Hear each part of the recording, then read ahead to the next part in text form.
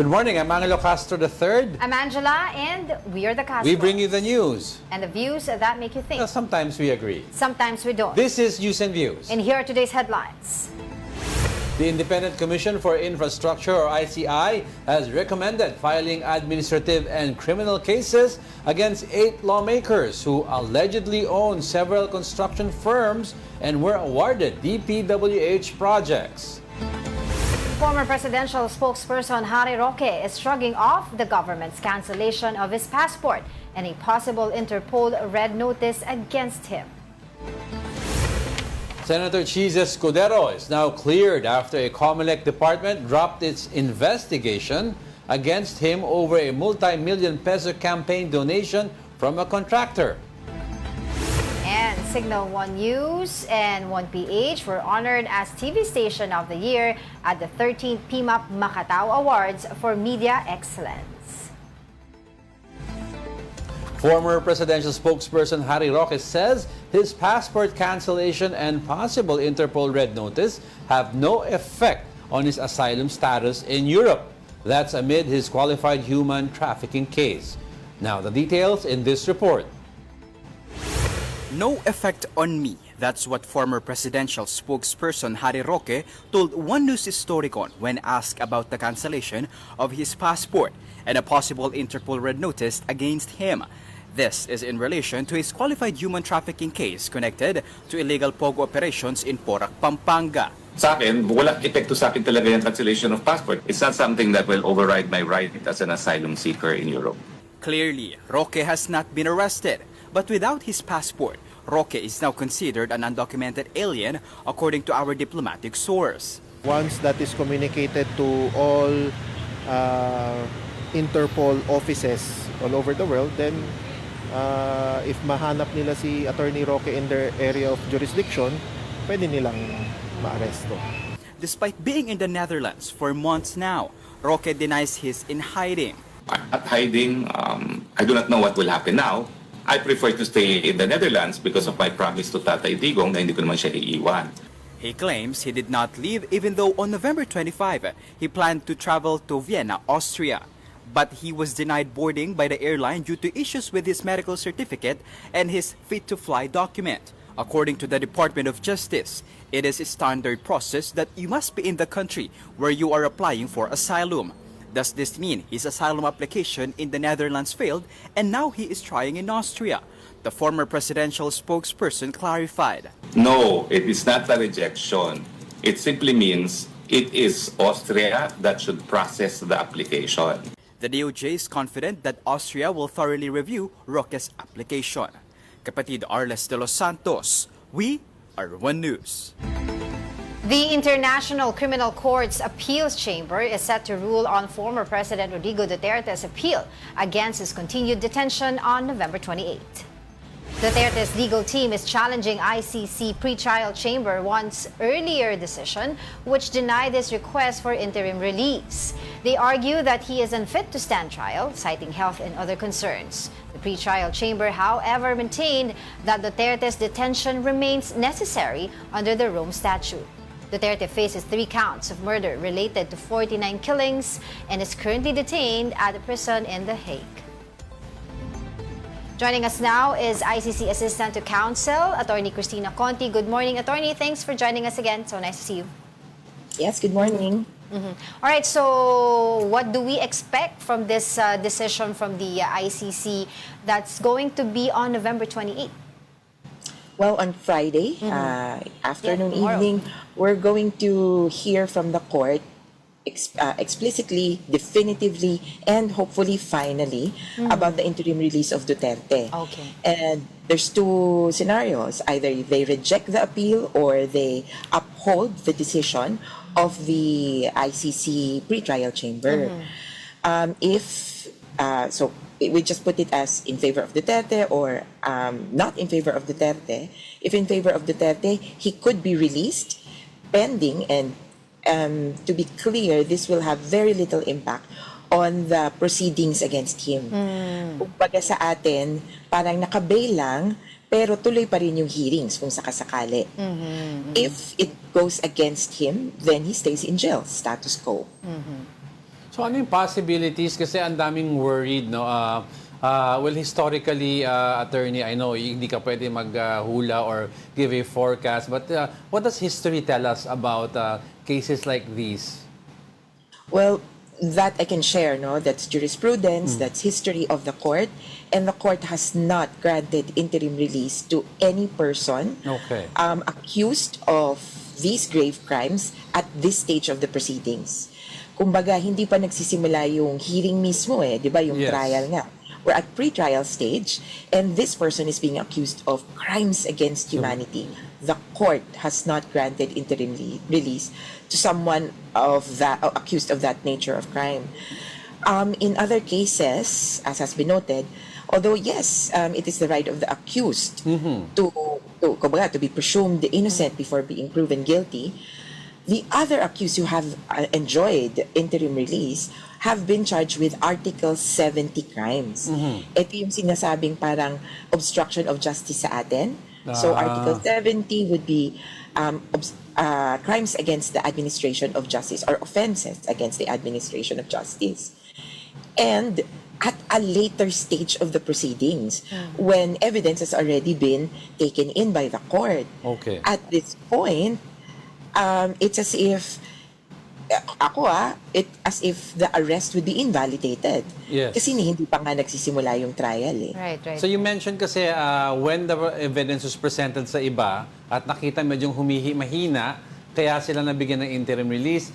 But in this case, yung kay President Duterte, is there a possibility moving forward? Let's say it goes to trial and then in the middle of trial, sabihin ng judge, pwede naman to pakawalan na hindi naman to risk Well, yes.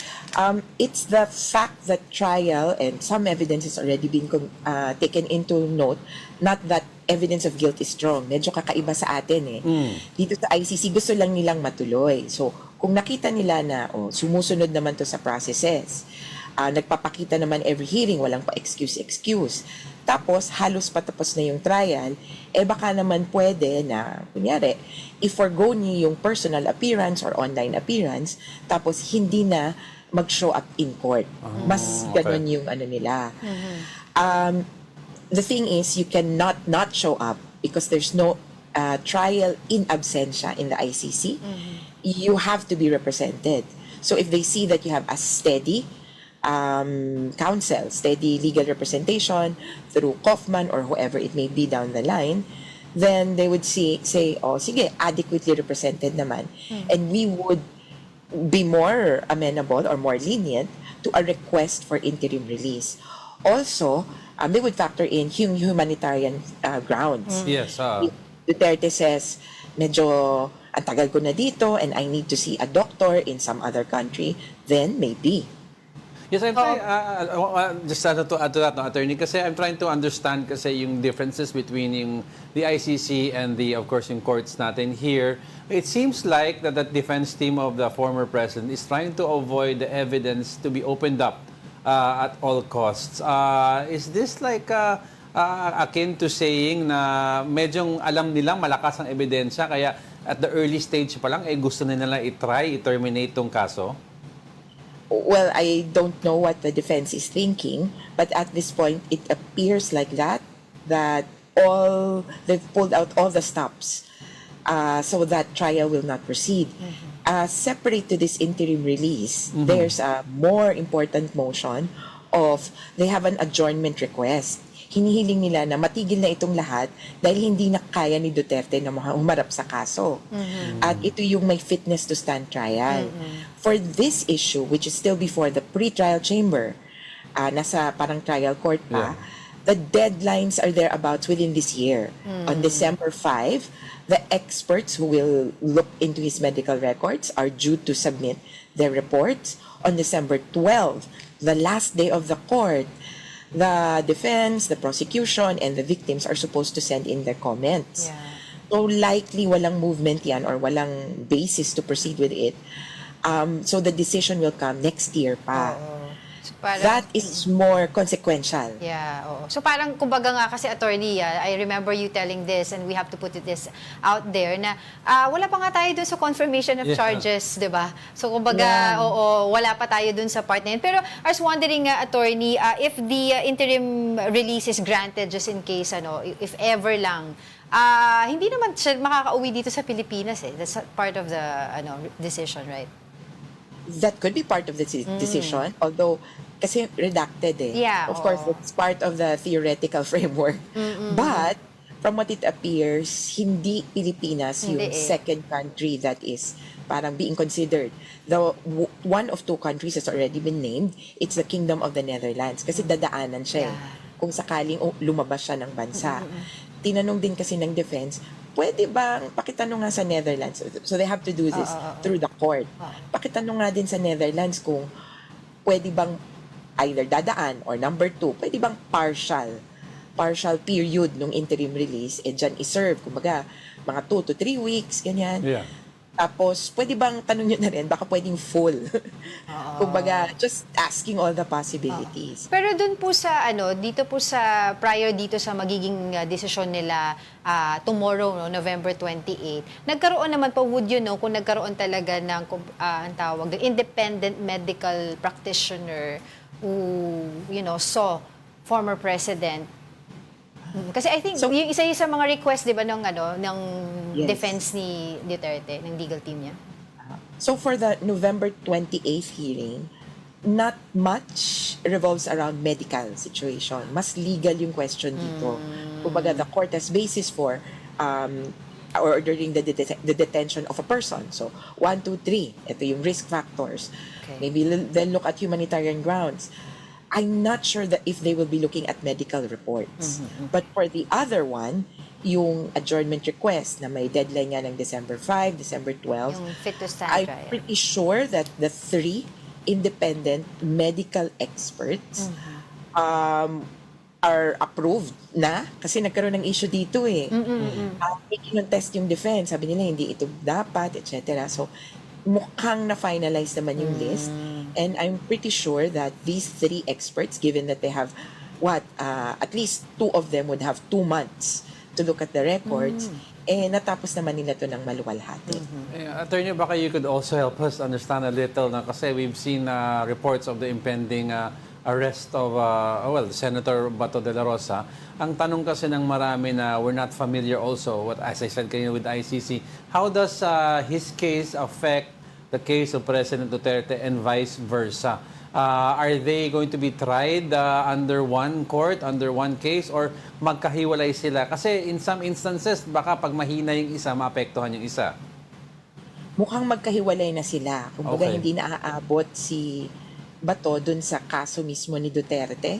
And you could tell from the warrant. So if the warrant is issued against 1 or 2 persons, then probably one case will prosper against 2 persons. So may sarili siyang kaso? May sariling kaso. Okay. At sabi nga, according to, sabi natin, jurisprudence and history of the court, possibly more charges could be put into this warrant kasi ongoing yung investigation. So it can... And there could have been more information made available to the prosecution after Duterte's arrest. So walang impact ang kaso nila on each other. So one can be guilty, the other one could be acquitted. Yes, but I mean, there's some sort of relation. They could have common witnesses, they could have common evidence, pero most likely separate na yan. Has there been instance in the past na yung ganitong similar, pero the other one all of a sudden will turn against the other accused, yung principal accused? Ang parang state witness, no? Oo, kasi baka... The ICC... Baka maisip ni has no Senator Bato, consent. ituro niya lang si Pangulo, former president. Yes, he could do that, but it will only serve as his defense. Kumbaga, may kaso, sasabihin niya, oo, umaamin ako.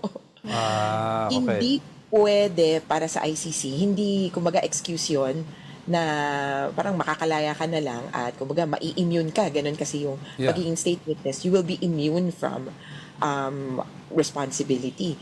The ICC looks at persons who are most responsible. And whether you admit your crimes or not, kumbaga medyo irrelevant yon, you will still be charged. If you want to admit, then during the hearings in your case, admit to so. And if you say, nautusan lang ako, that will be your defense.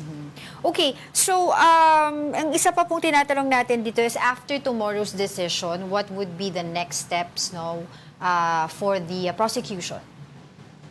For the prosecution, with one down of the 2 appeals, now they have to face, I think the appeal briefs for jurisdiction will be due. So yung next na issue sa appeals chamber, jurisdiction issue. May kapangyarihan ba yung ICC? Pag natapos yan, edi makahinga sila. In the meantime, sa pre-trial chamber, dun pa rin sa issue ng fitness to stand trial. Their comments on the reports of the experts are due on December 12. So yan yung mga titingnan nila. Pero sa totoo, they're trial ready. There's almost nothing else left for the prosecution to prepare for the confirmation of charges, kung sana matuloy na yon, except maybe for the script, for the actual words that they will read. Pero the outline is there. They have the draft charges, called the document containing the charges. They have a pre-trial, pre-confirmation brief, which contains, actually, this is more, kumbaga, juicy. Kasi dito namin nakita yung theory nila that there's a group of about 8 persons who are co-perpetrators of Duterte. Okay, So, they're ready. All right. And we're ready as well in the part of the witnesses. Yeah. I remember you... Dictates, sorry. That's right. I remember, attorney, nabanggit mo sa amin before na there are 3 factors na kinukonsider nga ng ICC chamber para nga dito kung mag-grant o hindi ng interim release. One would be to ensure his appearance at trial, 2, to prevent him from obstructing investigation or proceedings, and 3, to stop the potential commission of further crimes. And I was wondering kasi, since the daughter is still the Vice President of the Philippines and most of his family members are in power in Davao, yun ba ay isa rin sa tinitignan ng ICC pagdating dun sa konsiderasyon nila sa interim release? Definitely. And the fact that he was former president and has ties to heads of state everywhere else is telling. Yun, hindi mo mabubura yun ng, ay, hindi ko sinabi yun. Yeah. These are facts. By their mere existence, is confirmable. Ikaw ba ang vice mayor and acting mayor ng Davao dun sa isang anak? Ikaw ba ay congressman? Yes. Kaya, the fact, because it leads to, hindi naman kumbaga, bakit naman nakakasama yun, but it leads to the possibility of him absconding because they are in positions of power and influence. Attorney, pag umabot na tayo sa confirmation of charges, let's say natuloy na yan, what other stops can the defense pull out? Or is it tantamount to saying, basta na-confirm na yung charges, dire-diretso na sa trial? Well, of course, motions to postpone. So mahaba pa to. Medyo mahaba pa. Yung usual, motion to postpone, may sakit, magpapalit ng abogado, and so forth. But substantially, after confirmation of charges hearing, halos wala na. Jurisdiction is settled. Klaro na may kapangyarihan yung ICC. Klaro na okay yung tao na itatry. Mga kuti-kuti na lang. Yung kumbaga, mga excuses na lang. But they would be minor. Alright. So, what I'm hearing is, the Office of the Prosecutor is not kumbaga, it's not looking at 10 years or 8 years even. It's looking at a shorter, much shorter period of time. Right. Given his age kasi. Oo. Given his age and kasi recently, sabi nga sa amin, wag nyo naman kaming underestimate because the most recently, they did 3 years in one case. Pwede. Kaya na namin. Kayang pabilisin. They're trying to beat their own kumbaga, record. Well, I was wondering also, we've been talking about the former president, about this case, but how are the victims? Are they hopeful that decisions will be in their favor? Kamusta po sila? For tomorrow, they're hopeful. But then just now, I'm getting these comments from the mothers that because we posted a watch party for tomorrow, it's an invitation, the victims can come in, media could be there. When this was posted on Facebook, maraming trolls na umatake at parang dinidimin yung mga victims. We're also seeing separately in a different echo chamber the narrative that Duterte is so weak and so forth. So this may be something orchestrated, and the victims now are not that they're not going to tomorrow's hearing, no? Pero parang iniisip nila na, do we have support? They're questioning that. Do we still have the, kumbaga, the interest of the people and the support of the majority as in the previous surveys disclosed? Diba? Parang sabi kasi, Filipino people are interested in hearing from the ICC. They want someone to be tried for the crimes. Pero ngayon, napag-iisip yung victims, may suporta pa ba? May interest pa ba? So hopefully tomorrow, we can gauge that better. So, kumbaga, orchestrated sa tingin niyo po doon sa kabilang kampo para mapababa yung lakas ng loob ng mga victims regarding this case? Yes, definitely. Kasi ang atake sa kanila is increasingly being personal, even to me. Na parang, nasan yung anak mo? Totoo bang pinatay yung anak mo? Really? Medyo foul yan para sa mga biktima. Because for victims, you do not diminish their victimhood. That's right. And the mere fact that their family member was killed, that's injury enough. You will have to feel something when someone dies in your family. So these are the, kumbaga parang threats, no, for the victims online. But offline, meron po bang sinasabi sa inyo yung family of the victims at may lumalapit sa kanila to, not pursue this case anymore? May ganun po ba? Yes, over the course of time, but not, I don't know, recently. Over the course of time, yung mga kapitbahay, may isang nagsasabi nga, police, yung pala, kapitbahay na police. Things like that. But for the actionable matters, we're closely studying if we can take this either to the ICC or to local courts, or maybe to administratively. Parang maybe we can ask the police na this is improper or unethical. When you say, Lasa, when you say you're ready for the trial, evidence, documents are there, the witnesses are there, are we going to be expecting mga high prominent witnesses that will also stand trial during the course of this case? That would be for the prosecution to say. Pero I would say yes, they're ready. In fact, they've said during the confirmation hearing, there's 2 witnesses. At least, kaya lang sabi na, at most, sabi ng pre-trial chamber, sige, at least, 2, pwede kayong mag-upo. They have already said that they will have 2 hours for opening 30 minutes for opening statements, possibly so many hours for presentation of evidence with witness and so forth. So ready sila. On the part of the victims, we're also ready with separate, a separate theory and not exactly contradicting, no, pero a separate statement of the victimhood. Anong injury ang nangyari sa victims. During trial, things could change, but generally, I would say that the prosecution is ready. Kaya na nilang ipresenta, lalo na yung kwento, yung bare bones, nandun sa tinatawag na pre-confirmation brief. It's all there. What's the theory of the case? We're all looking forward to this moving forward, but also taking this opportunity, Attorney, the cancellation of Harry Roque's passport, I'd like to get your reaction on that. He claims na wala tong impact sa kanya because of his asylum request. Ano ang take mo dito, Attorney? Well, I'm not sure about that. So, Harry Roque has been vague with some of the facts regarding his asylum request. Kasi sabi niya dati, hindi pa daw rejected. He's applying with Netherlands. Now, he's saying, Austria. pinasa na pala sa Austria, ganon. So, the facts we don't really know. But one is that when you're an asylum seeker, you need to have residence before you can get the parang foreign residency card. So, right now, I'm thinking that the identity document that he has, given that he's only been, 6 months, 7 months in the Netherlands, the primary identity document he has would be his passport. Yes. So pag cancel na, wala na.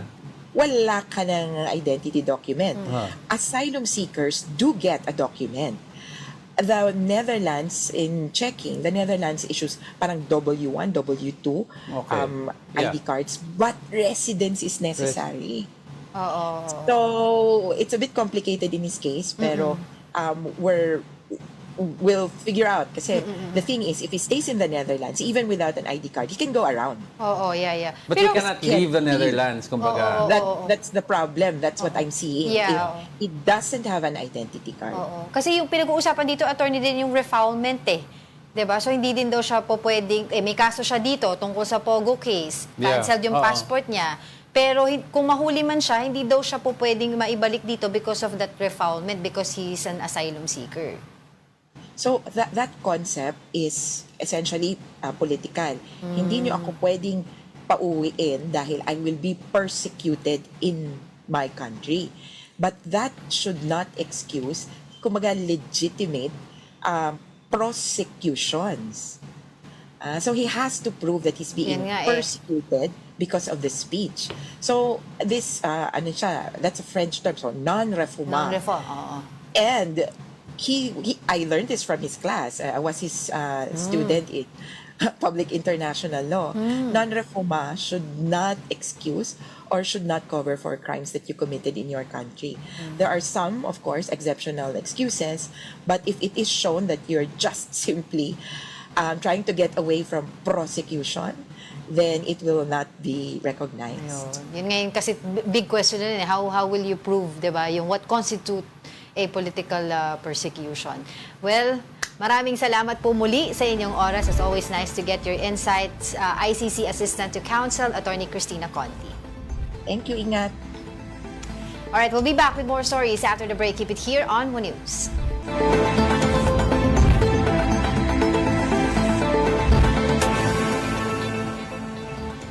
Good morning. You're still watching News and Views here on One News. 8 lawmakers allegedly linked to contractors known as contractors may face administrative and criminal cases before the Ombudsman.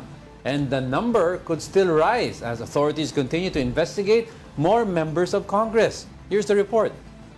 Meron din pong development, yung ICI at saka ang DPWH magsusumit po ng ebidensya sa Ombudsman and magrekomenda sila ng kaso ng plunder, anti-graft, bribery, conflict of interest sa 8 congressman na may... Hours after President Bongbong Marcos made that announcement, boxes of documents were brought by officials of the Public Works Department and the Independent Commission for Infrastructure to the Ombudsman. Their recommendation: file charges against 8 so-called contractors, lawmakers alleged to have ties with contractors involved in flood control projects. Among them are former Ako Bicol Representative Zaldy Co, CWS Party List Representative Erwin Garjola, Uswag Ilonggo Party List Representative James Ang Jr., Pusong Pinoy Party List Representative Journey Nisay, Bulacan 2nd District Representative Agustina Pancho, Cagayan 3rd District Representative Joseph Lara,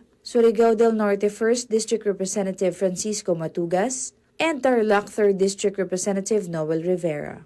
They could face charges of plunder, graft, direct bribery, conflict of interest, and violations of the Government Procurement Act. According to the ICI, about 1,300 infrastructure projects were obtained by the contractors from 2016 to 2024. They say this is a clear conflict of interest. This practice should have ended decades ago. The longer we allow it to exist, the more it corrodes public trust. Let us tear down this abusive system one by one with every filing. Public office is a privilege. It should be used for personal gain or self-dealing. The Ombudsman will now conduct an evaluation and fact-finding on the recommendations of the ICI and the DPWH. According to Ombudsman Boying Rimulya, they are also looking into another 12 to 15 contractors. More than 10% of the House of Representatives is now under investigation for alleged anomalies in flood control projects. Madidisrupt talaga ang Congress dito. Masakit yan kasi nga, sinabi ko na sa inyo dati, this entails a lot of personal sacrifice. Kasi friendships are lost, marami hong nagagalit, marami nagtatampo, and then even my children are affected. Let's get more updates from the ICI. We have mobile journalist Arles de los Santos on the ground. Arles, ano lang latest dyan sa ICI? Angela, Diego, ngayong araw ay nagpapatuloy ang mga pagdinig ng Independent Commission for Infrastructure patungkol pa din doon sa mga maanomalyang flood control projects, at kasama sa mga mambabatas na humarap ngayong araw ay sina Maria Victoria Copilar ng 6th District ng Quezon City at si PM Vargas ng 5th District naman ng kaparehas na lungsod sa Quezon. Ngayon naman, Angela, hindi tayo nagkaroon ng pagkakataon na makita sila na pumasok sa pagdinig ngayong araw, pero anytime soon ay lalabas na daw itong mga mambabatas na ito. Susubukan natin na magkaroon ng panayam sa kanila para bigyang linaw ang kanilang posisyon dito. Pero matatandaan natin na itong dalawang mambabatas na ito, kasama sila doon sa mga binanggit pa rin ng mag-asawang Diskaya sa kanilang affidavit sa Senate Blue Ribbon Committee hearing na tumatanggap din daw at humihingi ng lagay para magkaroon ng smooth na flow o process ang mga flood control projects sa kanilang mga nasasakupan. Ito si Copilar, matatandaan natin na iginiit niya sa isang privileged speech sa Kongreso noon na wala siya na anumang tinanggap na anumang lagay o pa-kickback dito sa mga flood control projects, at tinanong niya pa mismo itong si Curly Diskaya kung nagkaroon sila ng interaction. So bukod pa doon, Angela at Diego, natanggap na rin ng ICI ang sulat ni House Majority Leader Sandro Marcos na nagpahayag ng kanyang pagkabukas kung kakailanganin mang ipatawag ng komisyon para tumulong sa isinasawang investigasyon sa mga maanomalyang flood control projects. Arles, matanong ko lang, ano pala yung status ng yung live streaming supposedly ng ICI sa mga hearing? Actually, Diego, dapat ICI pa rin talaga ang may kapangyarihan para sa live streaming. Ayon sa komisyon, nakahanda na raw ang kanilang mga kagamitan para sa live streaming. Pero siguro instead of looking for the live streaming, mas problema natin ngayon ay kung ano ang ila-live stream. Dahil so far, yung mga mambabatas na humarap kahapon, parehas executive session. And then yung dalawang mambabatas na humarap muli ngayon, executive session pa rin. So far, wala pa tayong mala-live stream. Though despite that, ICI confirmed na meron na silang mga materyales for that. Actually, yun nga yung magiging problema ngayon, yung tanong dyan. So, everybody na pupunta dyan, iimbestigahan sa ICI would request an executive session. Iga-grant ba nila yun? Parang yung dugtong ko dyan sa tanong, Arles, eventually kasi the ICI will make its recommendation para sa Ombudsman or sa DOJ for proper case filing, no? And of course, yung evidence sila ma-obtain nila through these hearings. So, will they be able to release all of this na granted na most of the information na kukuha nila galing sa executive session? Hindi naman to in aid of legislation. Tama ka dyan, Diego, And yung nakita natin, actually, nasilip natin, yung isa sa mga affidavit ng mga dumadlo ng mga nakaraang araw, si Dinasisio, ng Caloocan 3rd District Representative, yung sakop na yon.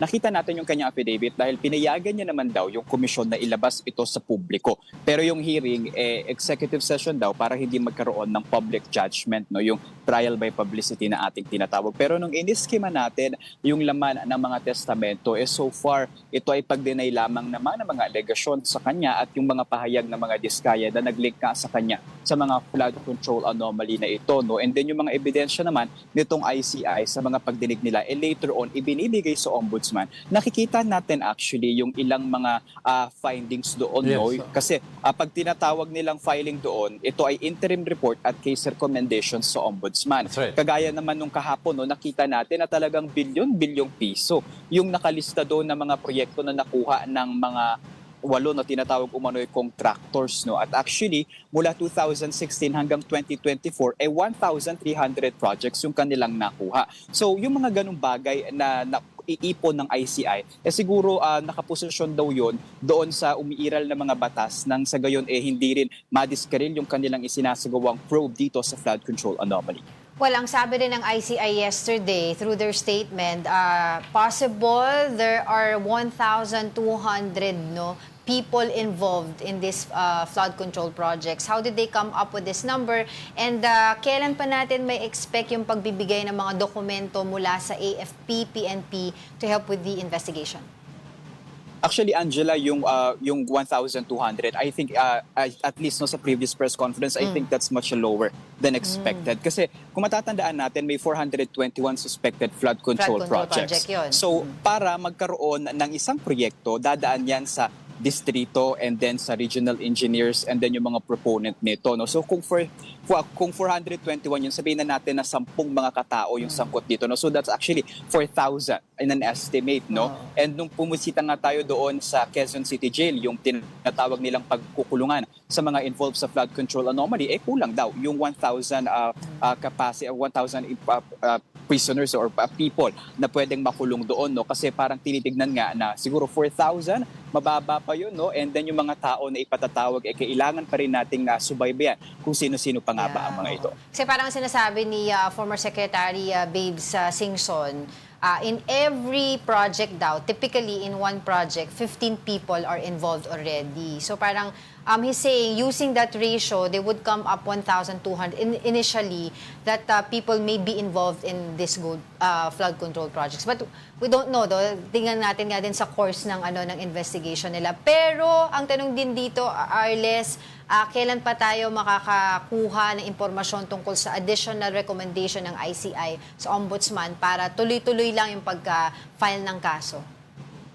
Ang ICI naman, Angela, ay so far firm sila na patuloy ang kanilang case build-up at case recommendation sa mga paparating pang-araw. Sa bawat pagpasa nila actually sa Ombudsman ng mga case recommendation, firm naman na sinasabi ni ICI Chairperson Andres Reyes na there is more name to come at dapat matigil na itong ganitong sistema ng korupsyon. So talagang marami pang pangalan ng ating aasahan. At alam nyo, yung 8 mga contractors na tinatawag, hindi sila humarap dito sa ICI. But the commission was able to submit a case referral. Tinignan nila yung ilang mga history ng mga project ng DPWH, and I think doon sila nagkakaroon ng grounds in coordination of course with the DPWH na sangay ng pamahalaan na may hawak na mga infrastructure projects ng ating gobyerno. Last na, Arles, on my side, kasi yesterday nagkaroon nga tayo ng breaking news, si Pangulong Bongbong Marcos talking to us, yung kanyang report regarding this issue. At doon sa kanyang panghuling pananalita ay sinabi niya na meron daw, nagba-blackmail daw yung kampo ni former Congressman Zaldy Co through his lawyer, saying na kung hindi ka-cancela yung pasaporte niya ay hindi na siya maglalabas ng iba pang mga video statements. I was wondering if ICI is also considering this as part of their investigation evidence. Maaring matanong si Pangulo kung meron siyang ebidensya tungkol dito sa pang-blackmail, because as of this time, may denial of course sa kampo nila Zaldy Co. Angela, actually, patungkol dun kay Zaldy Co sa mga video niya. Isa kasi sa mga tinanong ko personally kay ICI ED Brian Hosaka na nag-i-start na bang mag-materialize yung mga video na inilabas ni Zaldy Co, dahil kahit si House Majority Leader and Presidential son Sandro Marcos willing na raw na pumunta dito at humarap sa komisyon para tumulong sa investigasyon. Ayon kay Hosaka, they are not confirming the speculation, but so far ang position nila ay kung sino man yung mga personality may mga nalalaman at mga impormasyon kaugnay dito sa malawakang korupsyon sa mga flood control and infrastructure projects ng pamahalaan ay bukas naman daw sila. But on the previous day, at least ang hamon naman kay Zaldy Co ay nananatili na bumalik dito sa Pilipinas at panumpaan ang kanyang mga isinalaysay sa mga video na inilabas sa kanyang mga social media. All right, thank you for that. Mobile journalist Arles de los Santos reporting live from ICI headquarters in Taguig. Resigned Congressman Zaldy Co is airing new allegations. This time, he's accusing First Lady Liza Araneta Marcos of being involved in a new alleged corruption scheme involving importations. Here's the report.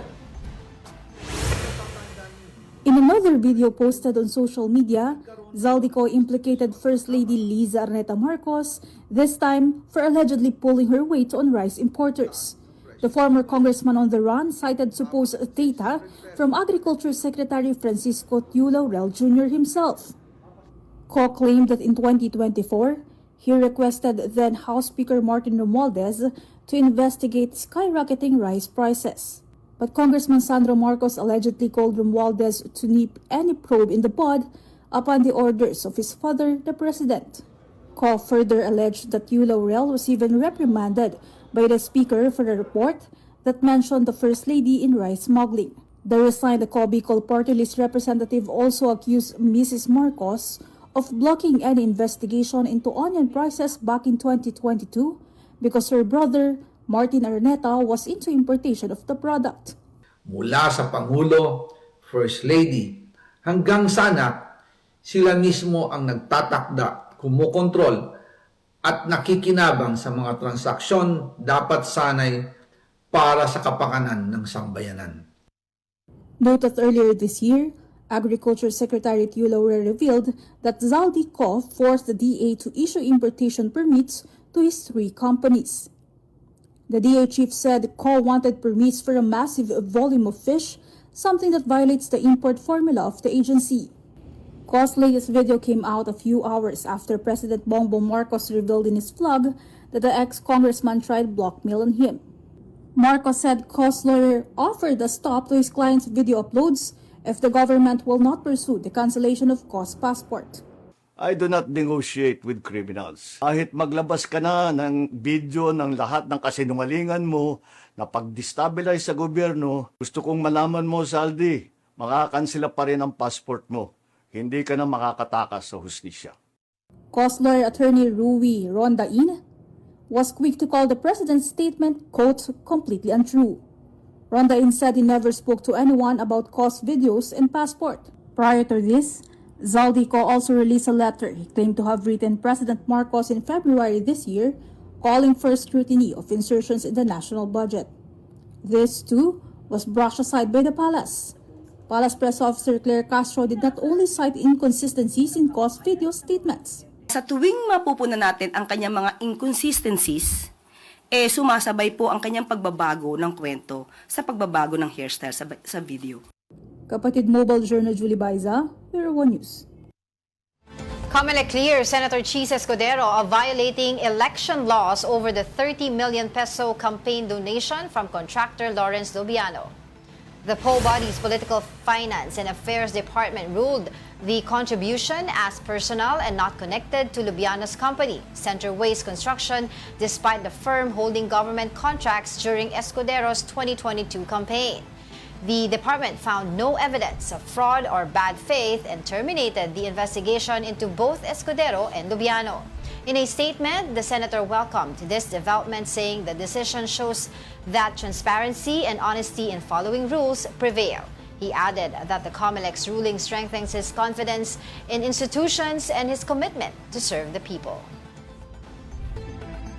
Signal won big at the 13th PMAP Macatao Awards with 1 News and 1 PH named TV Stations of the Year. Here's the report. It was a big night for the Signal family at the 13th PMAP Macatao Awards for Media Excellence held at Dusat Tani in Makati on Wednesday. 1 News and 1 PH bagged the TV Station of the Year special citation for the 2nd consecutive year. Accepting the award were Risa Gilas, Head of Channel Management and Programming, Jovi Francisco, Head of News, and Jose Christopher Cadua from Human Resources. It was a challenging and hectic past year for us, all of us in the industry, because of the elections, The Hague, the Vatican, and the corruption issues in government po na patuloy nating binabantayan. But we will continue delivering fair and needed content. So thanks PMAP for the recognition. It's such a huge honor to receive the TV Station of the Year award for the 2nd consecutive year. So this recognition is really a testament to the hard work and dedication of the people behind our 1 News and 1 PH newsrooms. And of course, our platforms in the past year have allowed us to reach millions of people. This really helps us raise our standards even more and expand the reach of truthful and meaningful storytelling. TV5's primetime newscast Frontline Pilipinas also won in the TV news program category for the 3rd time. Nabuo yung Frontline Pilipinas noong pandemya para gusto namin nasa frontline ng mga balita yung bawat Pilipino noong hinaharap natin yung pandemya. And ngayon, na marami na naman tayong isyong hinaharap, nandito pa rin ang frontline para magbigay ng mga balita na mapagkakatiwalaan.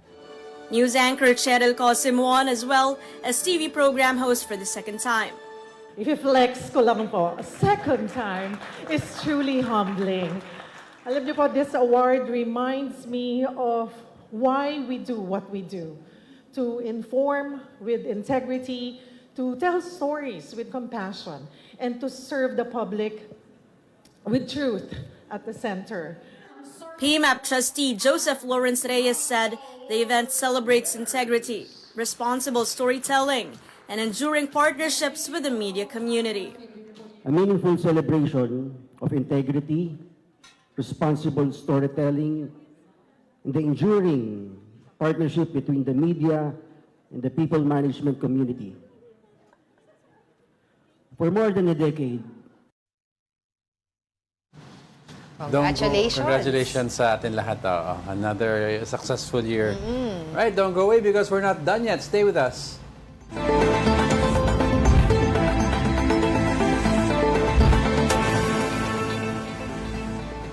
Welcome back. You're still watching News and Views here on The One News. Severe tropical storm Verbena has exited the Philippine area of responsibility. For more updates, we have Pag-asa weather specialist Lian Loreto. Lian. Magandang tanghali po sa ating lahat, Sir Chego and Ma'am Angela at sa lahat po ng ating mga taga-subaybay. So ngayon nga po ay mas lumakas pa o nag-intensify itong si Bagyong Verbena habang nasa labas ng ating area of responsibility at naging typhoon category na nga po ito. Nasa layong 255 kilometers sa north ng Pag-asa Island, Kalayaan, Palawan at meron na nga pong taglay na hangin na abot sa 140 kilometers per hour at pagbugso na abot sa 170 kilometers per hour. Kumikilos po ito pa west-northwestward, may kahinaan 15 kilometers per hour na lamang at dahil nga po doon ay may nakataas pa rin po tayo na wind signal number 1 sa may Kalayaan Islands, kaya't bawal pa rin nga pong maglayag yung ating mga kababayan dyan. Matataas pa rin po yung ating mga karagatan ay yung mga pag-alon at meron pa rin po tayong malalakas na mga pag-ulan dyan. Yes, Okay. po, and aside, Go ahead, yes. go ahead po. And aside po doon, nakataas pa rin po yung ating gale warning sa may seaboards naman po ng Northern Luzon dahil naman po sa amihan. So, yun po, bawal pa pong maglayag yung ating mga kababayan and ine-expect naman po natin dahil mahina nga yung kanyang pagkilos nitong si Bagyong Verbena ay maaari pa rin po tayo magkaroon ng mga wind signal hanggang sa Sabado. At aside po dito, yung shear line naman po ay magdadala din po ng mga pag-ulan sa may Northern Luzon area. Ito pong shear line yung banggaan naman po ito ng hanging amihan at ng easterlies. So expect po natin sa mga areas na nandito po sa may Apayao, Kalinga, Mountain Province, Ifugao, Mainland, Cagayan at Isabela, may malalakas po tayo mga pag-ulan dyan dahil sa shear line. At amihan naman po ang rason kung bakit meron tayong maulap na panahon naman sa may Ilocos region na lalabing bahagi ng Cordillera sa at Cagayan Valley. Ngunit malaking bahagi naman po ng ating bansa, kabilang ang Metro Manila, asahan naman po natin yung magandang panahon. May mga thunderstorms lang po tayo pagdating ng hapon at gabi. Alright, sige po. Meron pa po ba tayong nakakitang weather system sa atin na binabantayan as of this time? Well, sa ngayon, in the next 2 to 3 days, wala pa naman po tayong sama ng panahon na nakikita. Ngunit, pagsapit po ng linggo, ay maaari po tayong may mabuo na low pressure area sa may silangan ng Mindanao. So, ito po'y binabantayan natin at sa ngayon, mataas pa rin po yung kanyang uncertainty kung saan ba ito magdadala ng mga pag-ulan. Ngunit, yun nga po, na low chance pa naman po yung kanyang development. Ngunit, antabayanan lamang po natin yung updates galing dito sa Pag-asa. Oo, kasi tinatanong din natin, ma'am, yung magiging lagay ng panahon sa gaganaping trillion peso march. That's going to be on Sunday. Oo. Yes po. Malaking bahagi naman po ng ating bansa ay maliwalas naman po yung yung ating panahon. Ngunit asahan nga po natin may thunderstorms pa rin po tayo sa hapon. Alright, maraming salamat po sa inyong oras. Pag-asa Weather Specialist Lian Loreto. Now, in other news, the Anti-Red Tape Authority, or ARTA, has released the list of the top 10 most complained government agencies for 2025. At the top is Food and Drug Administration, followed by the Land Transportation Office and the Bureau of Internal Revenue. Arta says the rankings were based on reports submitted through email, social media, physical mail, online systems, and its public assistance desk. The data covers complaints from January 1 to October 31, 2025. Most of the violations involved delays in processing applications or requests without valid justification, breaching the ease of doing business law. In sports, the LaSalle Green Archers secured the fourth and final spot in the UAAP men's basketball semifinals after a thrilling 78-72 win over the Ateneo Blue Eagles. Ateneo took control in the third quarter with hot shooting and sharp teamwork, building an 11-point lead. But LaSalle staged a comeback in the fourth quarter, led by guard Jacob Cortez and veteran Mike Phillips. In the final minute, Ateneo tied the game at 72-all, but Cortez made a crucial steal and nailed a dagger shot with under 9 seconds left to seal the victory. LaSalle will now face top-seeded NU Bulldogs, who hold a twice-to-beat advantage in the semifinals. I've been doing that since I was a kid, you know, counting down by yourself in the gym, and what best way to do it in the Ateneo LaSalle game. Crucial game. And I always tell these guys that, you know, you're part of this moment right now. So make sure that you're gonna make lasting memories. The holiday season comes alive at Meralco Liwanag Park in Plaza Roma, Intramuros, just in front of the Manila Cathedral. Visitors are greeted by dazzling display of Christmas lights and festive decorations capturing the warmth and joy of a Filipino Christmas. A centerpiece of the park is a 20-foot giant Christmas tree crafted entirely from recycled materials. Meralco Liwanag Park is presented by the Intramuros Administration, Meralco, and the One Meralco Foundation. The park opens to visitors starting today with light displays from 6 p.m. to 10 p.m. every evening until January 4. Makadalaw nga dyan pangtanggal ng stress, di ba? Sana may mga... December 1 na next week eh, so may talaga. mga booth dyan na may mga puto bumbong at bibingka. Christmas feel. Di ba? Para matanggal naman ang stress sa... This year was truly something else. Exactly. Oh, I mean, the pandemic year was also something else. But ito, issue after issue, di ba? Ika nga sabi ni Jovi when he made that speech sa award natin, na from the Vatican to the ICC arrest, the corruption issues, mga bagyo na pumasok, earthquakes na pumasok. The nation was always on edge this whole year, di ba? So siguro, and we are here to capture it. We're here to capture it, but approaching Christmas, sana we all have time to reflect na despite of all these things that are happening, the Lord is still with us. Yeah. And that there's still light at the end of all of this, hopefully, di ba? And we won't forget, di ba, na hindi lang ito bugso ng damdamin dun sa mga corruption na issue natin.